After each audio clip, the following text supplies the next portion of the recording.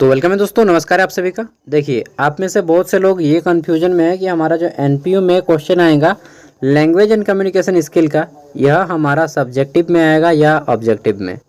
तो चलिए, मैंने एनपीयू का पहले सिलेबस देखते हैं, छान मारते हैं, उसके बाद पता चलेगा कि हमारा क्या कंक्लूजन यहाँ से निकलेगा। ठीक है, ये एनपीयू का सिलेबस है semester 2 language and communication skill English. सबसे पहली बात जान लेते हैं कि एग्ज़ाम तो 100 मार्क्स का ही होगा, चाहे ऑब्जेक्टिव आए चाहे सब्जेक्टिव, और पास करने के लिए आपको 40 नंबर लाना होगा। ठीक है, देखिए आपका जो यहाँ पे सिलेबस में बताया गया है कि एंड सेमेस्टर एग्जामिनेशन, यहाँ पे सिलेबस के अकॉर्डिंग अगर देखा जाए तो इन्होंने बोला है कि there will be 2 group of question, मतलब कि हमारा पेपर सब्जेक्टिव होगा। ठीक है, अकॉर्डिंग टू सिलेबस। एनपीयू के सिलेबस में बोल रहा है कि हमारा पेपर कैसा होगा, सब्जेक्टिव होगा। और सब्जेक्टिव में कैसा रहेगा, तो ग्रुप ए और ग्रुप बी दो भागों में पेपर बटा होगा। ग्रुप ए में आपका 1 मार्क्स वाले 5 क्वेश्चन रहेंगे और 5 मार्क्स वाले 2 क्वेश्चन रहेंगे। ये है ग्रुप ए का सिलेबस। ग्रुप बी में क्या आएगा, तो ग्रुप बी में आपका आ जाएगा ये 15 मार्क्स वाले टोटल 6 क्वेश्चन रहेंगे, जिसमें से किसी 4 का आंसर करना होगा। यानी कि ग्रुप बी रहेगा आपका 60 मार्क्स का और ग्रुप ए रहेगा 15 मार्क्स वाले नहीं, यहाँ पे 20 मार्क्स वाले रहेंगे। 20 मार्क्स वाले टोटल 4 क्वेश्चन का आंसर करना होगा, 6 क्वेश्चन आएंगे। ठीक है, ये होगा आपका पूरा का पूरा सेटअप। ग्रुप ए रहेगा आपका 20 मार्क्स का।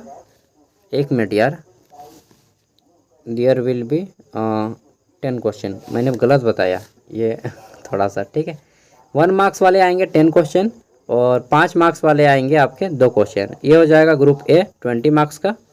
ठीक है, और ग्रुप बी रहेगा यहाँ पे 20 मार्क्स वाले टोटल आपके 6 क्वेश्चन आएंगे, जिसमें से किसी 4 को बनाना होगा। यानी कि ये रहेगा आपका 80 मार्क्स का। तो पेपर आपका सब्जेक्टिव आएगा। ठीक है, कैसे पता चला, सिलेबस से पता चला।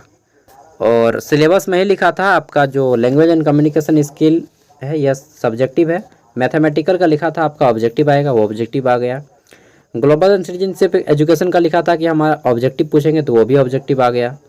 ठीक है, ये बोला इन्होंने हम सब्जेक्टिव पूछेंगे, तो ये भी सब्जेक्टिव ही आएगा। लेकिन हमारा ये खतरा आ जाता है कि भाई ये तो रांची यूनिवर्सिटी के संग में चलता है, और रांची यूनिवर्सिटी में जितना भी क्वेश्चन आया है वो सब तो ऑब्जेक्टिव आया है। चलिए, तो ये एक डर तो ये भी बन गया। तो क्या करें, ऑब्जेक्टिव पे ध्यान दें या सब्जेक्टिव पे ध्यान दें। अब क्वेश्चन आपका ये आ जाता है ना, यही ना आता है क्या कि इतिहास बोल रहा है रांची यूनिवर्सिटी का कि वहाँ पे ऑब्जेक्टिव आया है। तो दोस्तों, इतिहास ये भी बोल रहा है कि BBMKU जो धनबाद है, ठीक, धनबाद में एक यूनिवर्सिटी है BBMKU के नाम से, विनोद बिहारी के नाम से धनबाद, यहाँ पे जो इंग्लिश का पेपर आया था वो सब्जेक्टिव आया था। इसी तरह से उनका भी मैथ का पेपर ऑब्जेक्टिव हुआ, ग्लोबल सिटीजनशिप एजुकेशन का भी पेपर ऑब्जेक्टिव हुआ, लेकिन इंग्लिश का पेपर जो है सब्जेक्टिव आया। सेम विनोबा भावे यूनिवर्सिटी हजारीबाग एक, वहाँ पर भी जो है मैथ का पेपर ऑब्जेक्टिव आ गया, ग्लोबल सिटीजनशिप का पेपर ऑब्जेक्टिव आ गया, लेकिन जो इंग्लिश का पेपर था वह सब्जेक्टिव आया था। ठीक है, तो देखिए, अगर आप सिलेबस के अकॉर्डिंग चलें तो आपको सब्जेक्टिव ही तैयारी करना चाहिए। अगर एग्जाम में ऑब्जेक्टिव आ जाता है तो आप लोग हैंडल कर लीजिएगा, लेकिन सब्जेक्टिव आ गया तो हैंडल नहीं कर पाइएगा। इसलिए पहले आप लोग सब्जेक्टिव पे फोकस कीजिए, ऑब्जेक्टिव अपने आप बन जाएगा। और मेरी राय यह है कि आप दोनों को पढ़िए, ऑब्जेक्टिव को भी पढ़ लीजिए और सब्जेक्टिव को भी पढ़ लीजिए। ठीक है, ऑब्जेक्टिव भी पढ़ लीजिए, सब्जेक्टिव भी पढ़ लीजिए, क्योंकि 10 तो ऑब्जेक्टिव आने ही हैं आपको। ठीक है, इसलिए ऑब्जेक्टिव को पढ़ लीजिए। रांची यूनिवर्सिटी में जितने भी आए हैं उन सभी को पढ़ लीजिए, रांची यूनिवर्सिटी वाला ऑब्जेक्टिव। और सब्जेक्टिव का मैंने प्रीवियस ईयर क्वेश्चन पेपर बहुत सारा अपलोड किया है, उन सभी का लिंक मैं वीडियो का डिस्क्रिप्शन में 1-2 का दे दूंगा, आप खोजिएगा। पूरा का पूरा इंग्लिश कम्युनिकेशन का ही मैं दे दूंगा। ठीक है, वहाँ से निकाल लीजिएगा।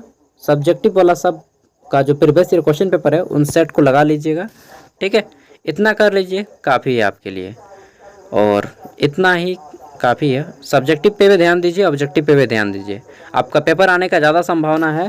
देखिए, जो पेपर आने का 90% संभावना है कि आपका पेपर सब्जेक्टिव ही आएगा।